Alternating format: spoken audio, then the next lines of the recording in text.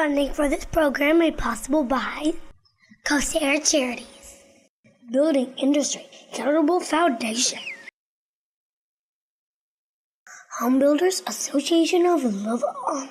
Thank you for your support.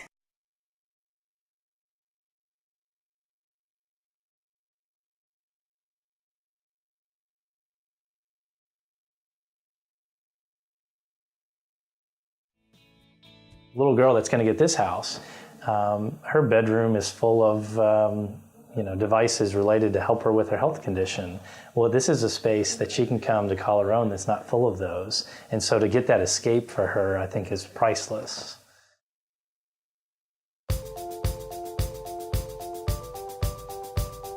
They live in a life where their lives are full of no's. Can I do this? No. Can I be a part of this? No. And this playhouse becomes a big yes. Can I go out and play in my playhouse? Yes. Can my friends come over and spend time with me? Yes. And it takes a world of no's and turns it into a small area of yeses. And that, I think, is the best way to describe what this does for those kids. Started out pretty simple. We had some Kosair kids that we knew would benefit from them. And so they were just at the top of our list, and we gave them a playhouse.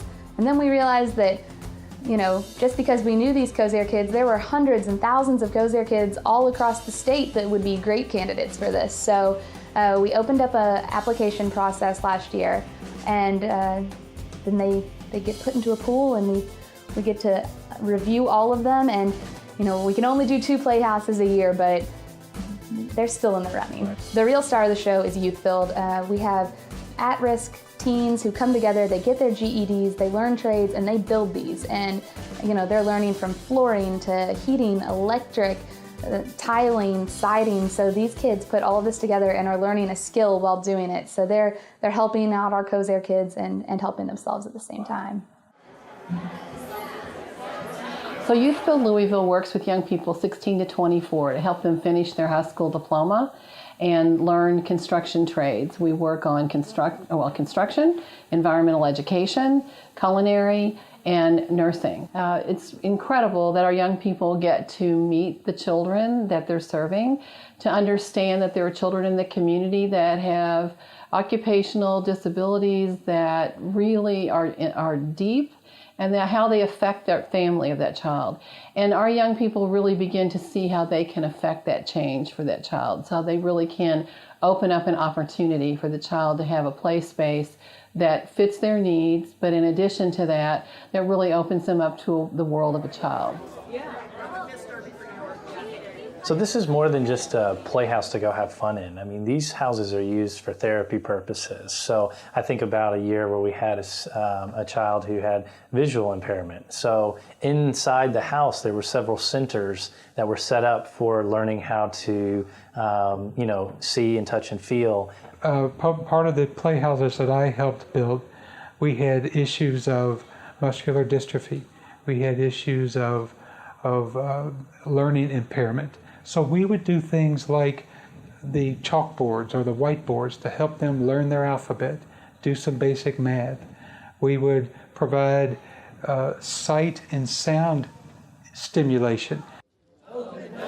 We are in Lily Singleton's new Dream Playhouse. Lily is a Kosair kid. She has been diagnosed with cystic fibrosis, and she is the lucky recipient of this amazing Dream Playhouse that's designed by her. She got to pick out all of her colors and her theme, and this will be in her backyard for her to, just get to act like a normal kid again, get a place to get away. Lily is just your average little almost 9-year-old little girl. She was born with cystic fibrosis. There aren't many days that we forget about CF, but there are a lot of days that we can do just normal everyday things without having to, think too much into it on good, healthy days. I just knew from the start that I wanted this to be her place away from CF, and I didn't want anything in there to have to do with CF. She doesn't have to have a constant reminder that there's something to be done. There's another breathing treatment to be done in a few hours. There's another vest that you're gonna have to do here. I just wanted it to be a home away from home. And then the other playhouse is for Molly Turner, and she is using hers for not only physical therapy, but also as a place to learn social skills. Her mom specifically asked that her playhouse not be too girly, even though Molly would probably prefer it that way, because she wants her siblings to be able to interact with Molly, who is a little delayed, for as long as they can. So she didn't want it to be pink and blue, and her brother gets a little older and realizes that it's not cool to be in a dollhouse. So hers is really gender neutral, so that her brother will interact with her as long as he's willing to play in a playhouse. Molly's 6, and when she was born, she had seizures the day after she was born, and she was transferred down to Kosair Hospital, where they did multiple tests and found out a couple years later that she has a rare seizure disorder called KCNQ2. A couple of her therapists over at Kids Center had told me about the program, and honestly, I just thought, maybe a child that, is more physically apt would benefit more, but the more and more I talked to her therapist, they said, Molly would be a perfect candidate for this. They can build it to customize around her needs and her non-mobility. And the other kids would love to play in a playhouse like this with Molly, and it would help her be included in social activities and for a place for them to just be. I think they've incorporated a lot of things that they talk to us about in here, things that Molly likes. But I think it's gonna change her life just for the interaction part, to break up the routine of sticking around the house. I mean, there are young people in our community who need wraparound services, who have had multiple barriers to success. Without the kind of love and attention, I'm not sure where many of these young people will be. Many of them say dead. Others say, they don't know how they would be if they had to choose other ways to make money in the community. So I know that it's an important service for our community, but more importantly, it's an important service for these young people.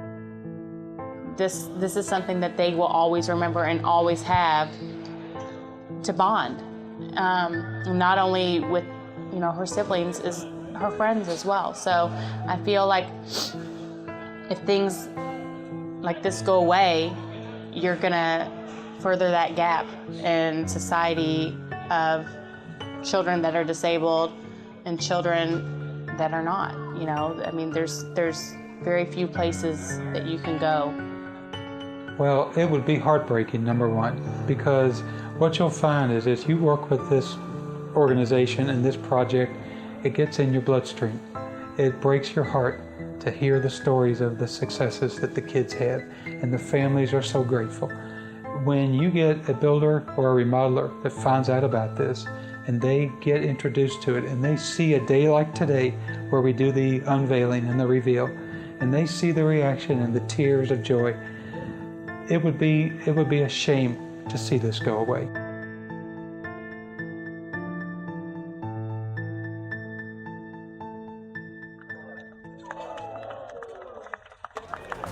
This is a neat program that combines a bunch of good groups together and a mission of just providing a better quality of life for children in our community with disabilities. And these playhouses represent a great opportunity to improve that quality of life and make their homes the center of the community where the kids are playing and just make their lives better. It's huge. It affects our Kosair Kids. It affects the YouthBuild students.